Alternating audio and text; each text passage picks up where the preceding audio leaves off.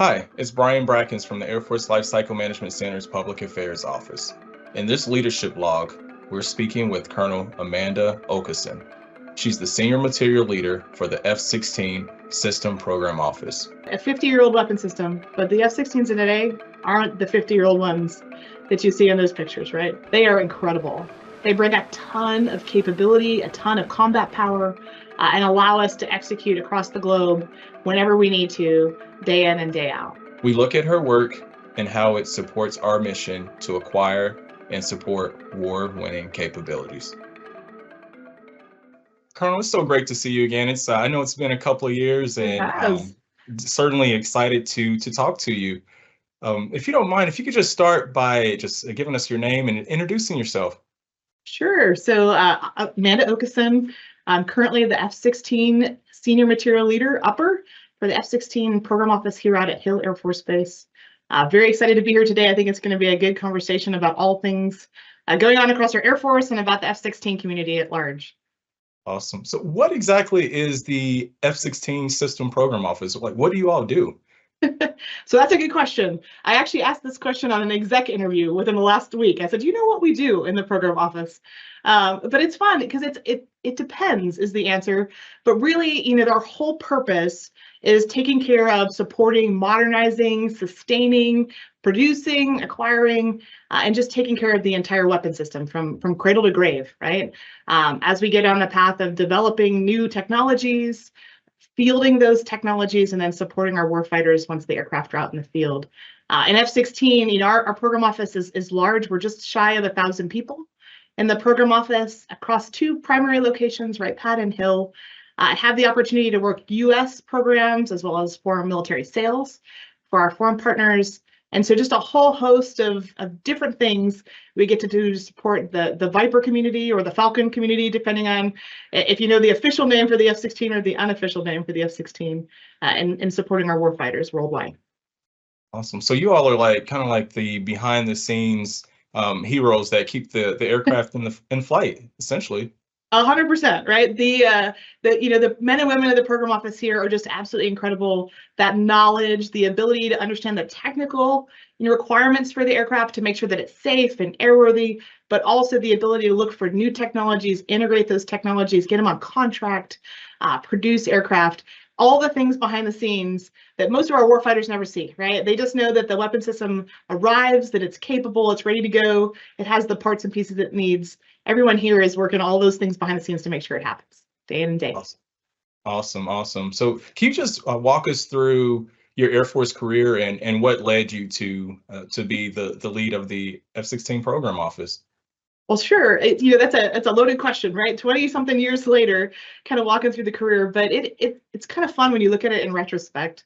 So I'm not a military family, did not come from a military family. I went to ROTC at Embry-Riddle Aeronautical University in Florida, so Det 157, graduate from there, and then commissioned as an engineer and started my life on the engineering side of the house, my Air Force life, working space research and development and space crypto, very different nerdy research and development type stuff. A lot of fun on the early acquisition side of the house. About the time I pinned on captain, I had the opportunity to come to Wright Pat for the first time and started in the C4ISR realm. So I went to NASIC, still an engineer, worked through some really cool assessments of technical systems, went to MQ-9, had the opportunity to be an aide for the AFMC commander, which was an amazing kind of career pivotal moment where I got to see the Air Force from a broader picture.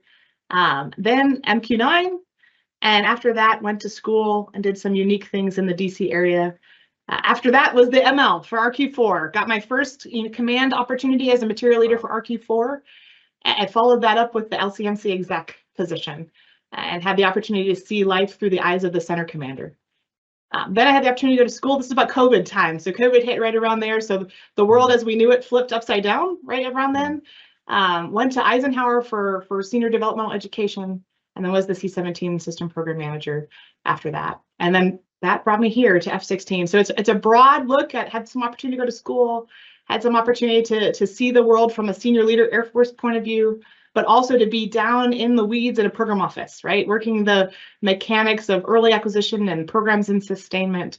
A lot of varied background across the board. I would say there's no one path to, the F-16 SPM. There's many different ways to get here over time. Personally, I'm a mill-to-mill, so I am military, married to military. My husband's also an active duty 06. So that added some unique flavor to my experience as well. And we have young kids, so our timing was different, looked a little different as we went back and forth from assignments and locations. But overall, an incredible opportunity to be able to go from that early lieutenant engineer all the way up to the system program manager for the F-16 and see the world through the lens of a program and the lens of an entire weapon system. Awesome. So you mentioned that you were an aide for an AFL or AFMC commander at one point? I was the aide for General Hoffman before I actually married my husband. So this was quite some time ago. I had the opportunity to do that. What an incredible experience. I was a captain, so I was and a junior captain at that, to be able to see the world through the lens of our senior leaders, right? How does the Air Force look when you look at it top down versus how it feels when you're in the program office as a lieutenant? Amazing experience. So just before you took your current responsibilities, you were working for the C-17 program office, completely different aircraft, this, on the mobility side. How, what are the big differences, and how did that working in that office prepare you for your current role? Yeah, so it's funny. I was thinking about this the other day because the C-17 is obviously on the mobility portfolio, huge aircraft. The running joke is that it's a huge aircraft with 4 engines, and now I'm on a small aircraft with 1 engine. So those are the immediate differences. But the reality is, from a bigger picture perspective, they're quite similar, right? 2 incredibly capable weapon systems, 2 very well loved, useful in the fight today weapon systems, but also 2 weapon systems that have foreign partner involvement, as well as ones that are in the operations and sustainment phase of their life, right? They're out in the field, they're working hard today, and they're going through modernization and upgrades and activities to make them relevant and continue to keep them ready for the fight that we need them to fight. So in that way, very, very similar. Also, same challenges and problems, right? A lot of program office challenges and problems are the same. I'm trying to develop something hard. It's hard to do. It's taking longer than I planned. It's costing more than I thought. And I can't quite get everything I need to get done in support of my warfighter requirements. So the same challenges in C-17 as in F-16. What I would say the differences are definitely a very different community, right? From a mobility community to an air combat command community, being on the offensive side versus the sustainment support, enabling side of the house has really been eye-opening. And then the other thing that's really different in F-16 is that we're also in the middle of producing aircraft. Our foreign partners are buying current Block 70 aircraft right now. So we're in the middle of a very detailed FMS production run, producing 148, I think, total aircraft as we move forward. So while C-17 was already fielded and we had gotten kind of the end of that part of the process, we're also very heavily in the development and production phase with F-16. So it brings different challenges. The last thing that's really different between F-16 and C-17 is C-17 was very heavy and OEM focused, right? We did a lot with our contractor, very partnership oriented on the C-17 side with our industry partner. On the F-16 side of the house, we have a mix. So still have a very heavy, OEM involvement, but we also do a lot organically, which is very different. A lot of weapon systems don't do that. So we have a lot of our engineers in the mechanics of integrating systems and developing code and software and doing things that are all done by the U.S. Air Force instead of done by our industry partners. So it adds a different flavor to the program office and how we operate and what we do day in and day out. Yeah. So the aircraft has been flying, the F-16 has been flying for a long time now and has a huge milestone coming up, the 50th anniversary, actually. Can you talk a little bit about that? And, how has your team been able to keep this airplane in flight, operational and lethal for over 50 years? Yeah, so it's amazing when you think about it. You think of a 50-year-old airplane, you don't think of an F-16, right? But the first flight of an F-16 was done in 1974. And we actually just celebrated the initial first flight. That was in January. And then I guess the formal first flight was technically in February out at Edwards earlier this year. So the Edwards team had a great celebration to kind of kick off 50 years of the F-16. So when you think about it, I mean, this weapon system, over 4,000 of total have been produced. over 50 years. We currently have just shy, or just over, I should say, 2,800 aircraft in service today. All over the world, there's an F-16 in the air pretty much 24/7, 365. And when you think about that, keeping an aircraft relevant and keeping it up in the air and available to support is a heroic effort that the entire Viper community does day in and day out. Not just the program office, but our supply chain partners, our depot partners, the ACC, Guard, Reserve, all of our partners coming together and finding ways to keep the aircraft viable, looking at new technologies, new integrated capabilities, and just continually modernizing and sustaining the aircraft to make it available.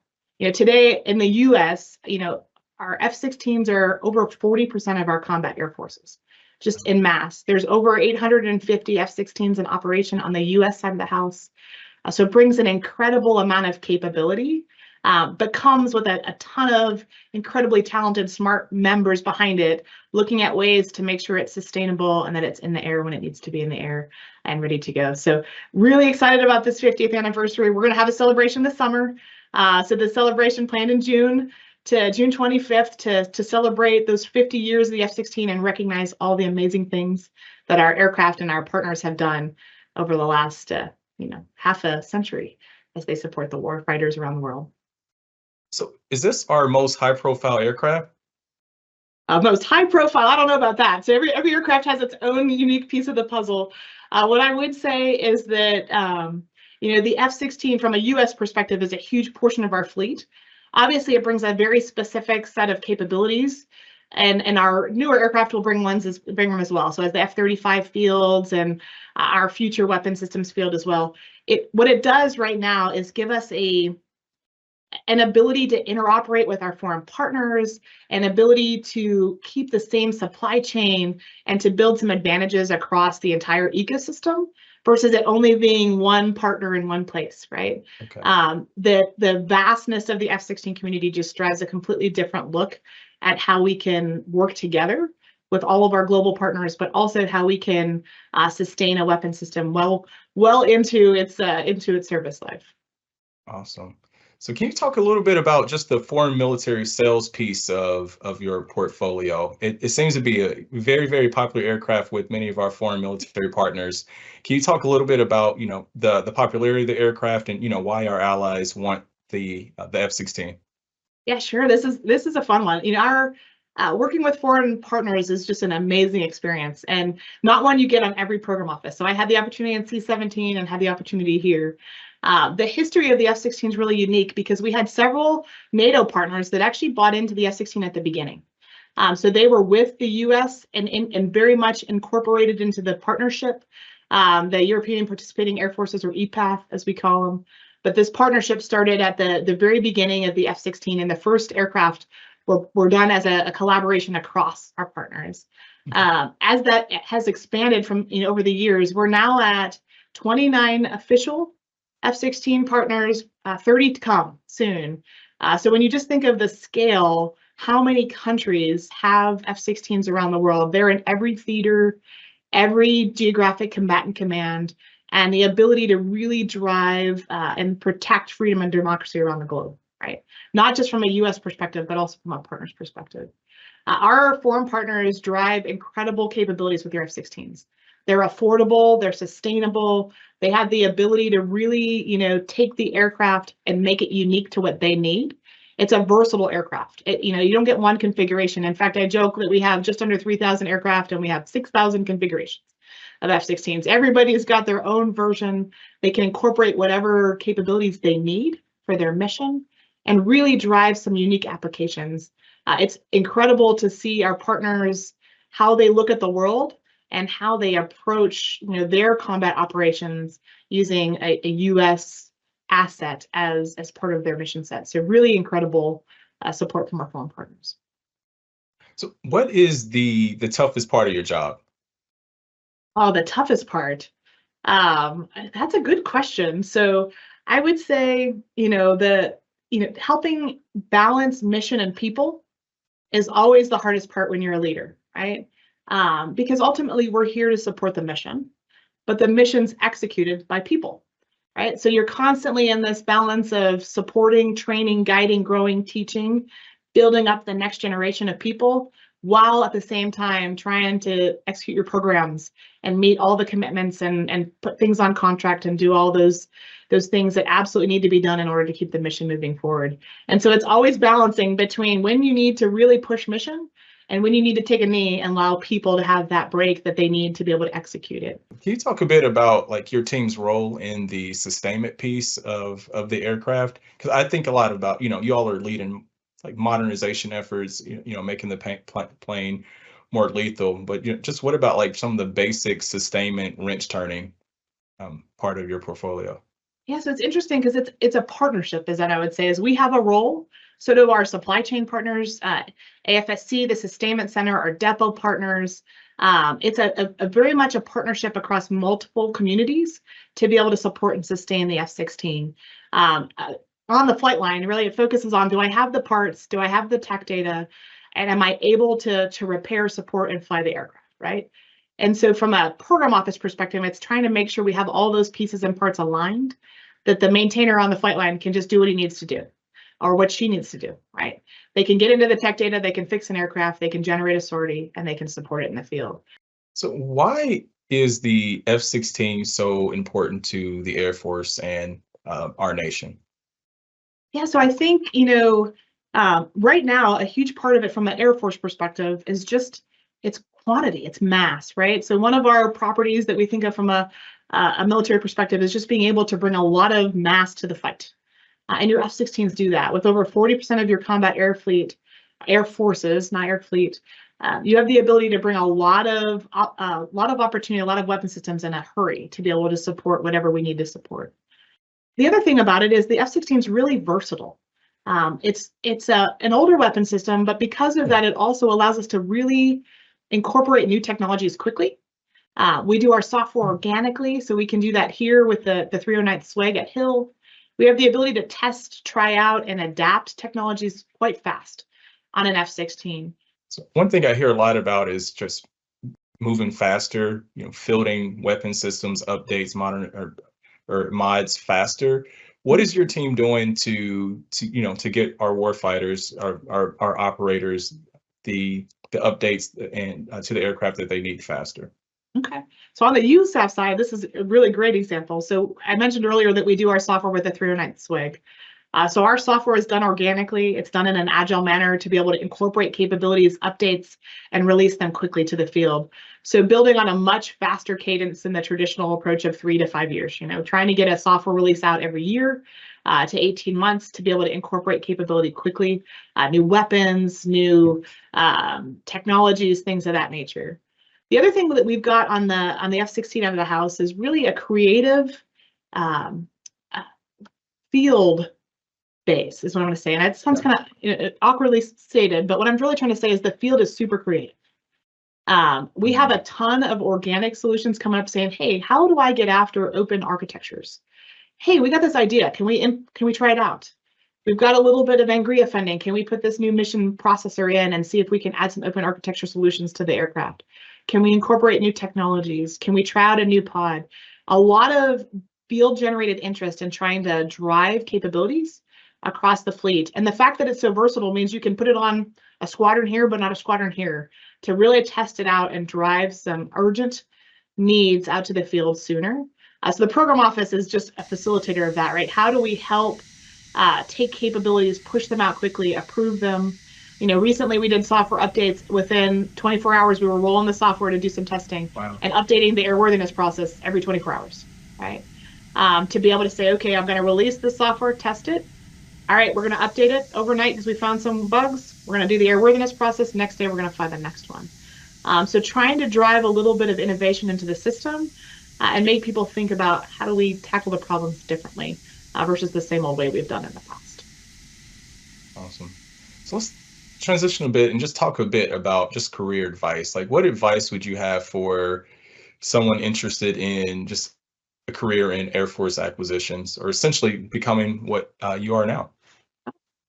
So advice across the whole, I think, I was actually thinking about this the other day. I did an all call with all of our acquisition personnel here at Hill.